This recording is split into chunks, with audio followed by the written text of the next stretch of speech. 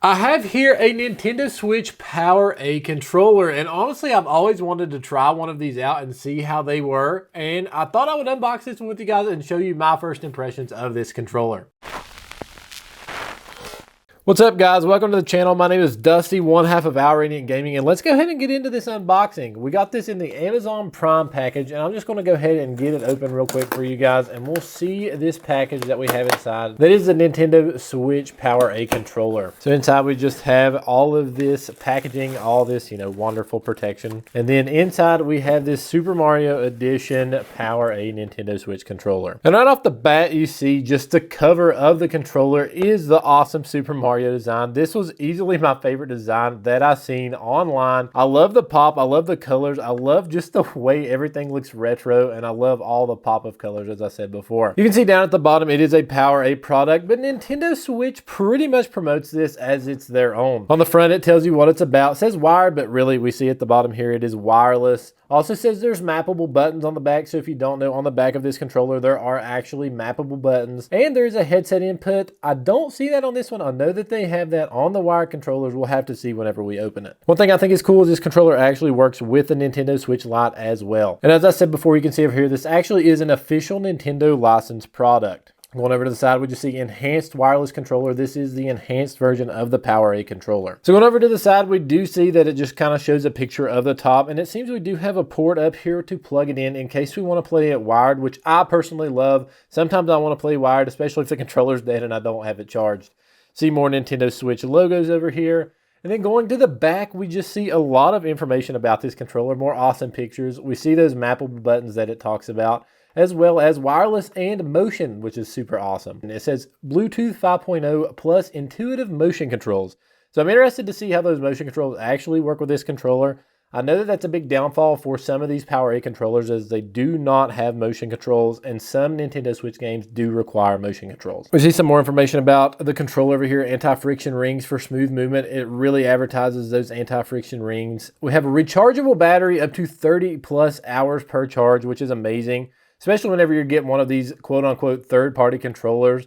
Then we see the ergonomic design, as we love with the Nintendo Switch Pro controller. Again, officially licensed for Nintendo Switch. Then it says, can be used when Nintendo Switch is docked or undocked. Does not support HD Rumble, IR motion controls, or Amiibo NFC. Multiple variables affect battery life estimate. So this intuitive motion control over here, along with the no IR motion controls, is kind of confusing. So we'll have to see how the controller actually plays. I've never used this controller. This is the first time I've ever unboxed one of these, so I'm just as curious to find out how it works as you guys are. And then flipping it over to the right side, we just see another awesome picture of this controller and what it looks like. More views of the front of the controller, and I'm definitely excited to see what it looks like, so let's go ahead and open it up. All right, so we not so gracefully got that open for you guys. Let's just go ahead and open it and see what we have inside.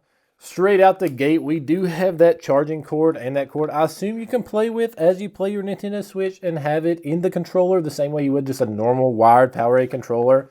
Also, I love that they included this Velcro strap. Comes in super handy. I'm not the best at cable management, so hopefully this will help me out with cable management. Pretty long cord, honestly, if we're looking at the length. Does it actually say the length on the back? It does. It is a 10-foot long cord USB-C charge cable, which is awesome. I love that they went to the USB-C. I know a lot of these PowerA controllers did just have the mini USB port, but this one actually has USB-C. Super, super great upgrade, as a lot of the Nintendo Switch products are USB-C. Going into the rest of this, we have just a covering for the PowerA controller, and then we have the PowerA controller itself. Straight out the gate, I love the way it feels. It does feel a little bit bulkier than your normal Nintendo Switch Pro controller, but all around it feels pretty good. It does feel more plasticky, a little more cheap, not super bad, not enough to really notice and really to stop you from buying this product, but you can tell. We have our D-pad per usual, all of our plus, minus, home, and screenshot buttons, as well as our typical A, B, X, and Y buttons. And honestly, if I'm being honest,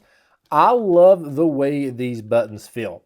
I noticed that on my Pro controller, they're a little squishier than this one is, and I like the reactiveness and the response of these buttons versus the Pro controller. Then our analog sticks per usual. Actually, it feels really good, as they did advertise these anti-friction rings, and honestly, it feels pretty good. Going to the top, we do have a little piece of plastic here we're going to undo, which would uncover our USB-C port for charging, and if you want to play it wired, assume this is maybe a sync button at the top, or ZLL, R, and ZR buttons. Triggers are pretty responsive. They're not mushy. They do feel pretty good, and all around this controller does feel pretty good in the hand, and you can immediately, straight as soon as you hold it, feel those mappable buttons in the background. Going into the back, we do have that matte red cover with the blue analog sticks. Obviously, Mario, it looks super good. So then we see here, this middle button is actually how you program these mappable buttons. The box actually did say there would be a headphone jack. If there is a headphone jack on this controller, I do not see it. So a bit of a disappointment, as it did advertise for that headphone jack. To me, it seems like this box actually just was the wired controller box, and they put wireless over top of it. As it does say wired here, this is exactly what the wired box looks like. Kind of disappointing, but well, we do see the headset input here, and clearly it is not on that controller. I don't ever use my headset, so it's not a big deal for me, but I know a lot of you guys use your headphones with your Nintendo Switch, so that is a bit disappointing. Then all around, we got this USB port. I know some of the wired PowerA controllers actually have guides that let you put this in there so you don't put it in incorrectly. Where USB-C goes in both ways, I'm sure it doesn't matter. Fits in there super snug. Kind of has like a locking mechanism, which I like. It's not loose. I kind of expected it to be loose and kind of come out pretty easy, but I mean, I'm tugging decently hard here and it will not come out. So that's pretty nice if you're worried about it coming out as you're playing. If you're playing wired, should not be an issue. And again, feels super comfortable in the hand. A little different than the Pro Controller, not super bad. The D-pad is a little far over compared to the Pro Controller, but not enough to make me hate this controller. Like, it kind of feels like these are pretty close together. All around, though, I do like this controller, and if I was going to make the purchase, I do really enjoy it just straight out the gate. Now, let's plug it into our Nintendo Switch and see how it works. We'll hit the sync button and see if we can't get it to sync wirelessly. And now it is paired. And it shows up as a normal controller. As you can see, it is working perfectly fine. Click A when I'm ready. I'm ready. Everything controls really well. There is no delay straight out the gate that I can tell. Everything is working smooth. And when you plug your controller in, it actually still plays per usual. So we have our controller plugged in, it is charging. So if you're sitting somewhere where you don't really need it to be wireless, you can actually plug it in and let it charge. That way it is charged whenever you do decide to go wireless. And I want to show you guys how to map the buttons on the back. I would never really use them because I don't really play shooters or anything like that, and I really don't see any need to. But you will hold this button down, and if you flip the controller over, you will see that it blinks in the front. And as it is blinking, you will click whatever button. So say we want the right D-pad to be our mapped button. Click the right D-pad. It'll blink super fast, and then you click whichever button you want to be mapped. So we're going to click our right button. So then now that is mapped to your controller, and now every time I click right back here, it will actually go right on my Nintendo Switch. So that is how you map those buttons. And say you wanted to reset it, because I'm never going to use these again for right and left. So I'm just going to hold this button down again. It is going to blink slowly again in the front as it did before.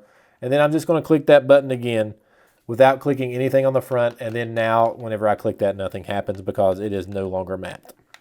So if you accidentally map those buttons, after watching this video, you now know how to fix that, because I was scared if I mapped them, I didn't know how to get them back. We're going to dive right into Mario Kart and see how this controller actually handles a game like Mario Kart. I thought this would be the perfect game to play for you guys, just to show how this controller actually performs in a real game. All right, guys, we're in here in Mario Kart. This is our first time ever using this controller playing a video game. So as we're in Mario Kart, everything still feels natural. Everything feels good. I know I said that I liked the clickiness of these buttons, and I'm going to be honest, playing the game, I'm not sure that they're my favorite. It may just be because I'm used to the other buttons. The analog buttons feel really great. The triggers feel awesome. Everything just feels natural. It feels way more comfortable than just using the Joy-Con controller. All around, I'm a fan of this controller. Do I think it's worth the money? I do. I don't feel any rumble. I know it mentioned having rumble. I don't feel any at all. So it kind of makes the game feel a little flat. Not something I really would pay a big attention to, but like whenever I just got hit there on Mario, I didn't feel anything. Not a huge deal breaker for me, but it would be nice for them to add some rumble to this controller. And although I finished in third place, this controller really did its job. I mean, it did what a controller is supposed to do. It did fantastic. I really loved it. I like the designs better than just having a black design. I'm a fan of the colorful designs. They have these in Pokemon. They have them in Mario. They have them in Legend of Zelda. Pretty much anything you can think of, they have them in. And I will link them down below if you guys want to check those out. I like this one. This one was my favorite. I'm a huge Mario fan, and I love the color scheme. And all around, guys, I really enjoyed this controller more than I thought I would. The rumble is probably probably the only thing that I really didn't like about it. There was no HD rumble, so it did make games feel a little flat, not a deal breaker. I do like the mappable buttons if you're one of those people who enjoy mapping buttons. Like, this is something you would see on a pretty expensive controller on other platforms. Again, they're just kind of plasticky, but still they're there if you want to use them. They are pretty easy to access on accident, so just keep that in mind. But all around, in the hand, the controller feels great. And I know I've mentioned it before, but guys, this design is just too cool. I love this design. I think it looks amazing. It looks like a mural on a controller, and I love the pop. If you guys would like to purchase this exact controller for yourself, look in the description below and I will link it down there, along with some other designs if you guys would like to check those out as well. I appreciate you guys watching this video. If you liked it, be sure to hit the like button. Also subscribe and turn on the bell so you don't miss a video. This is one half of PowerA Gaming signing off. Everyone have an awesome day and God bless.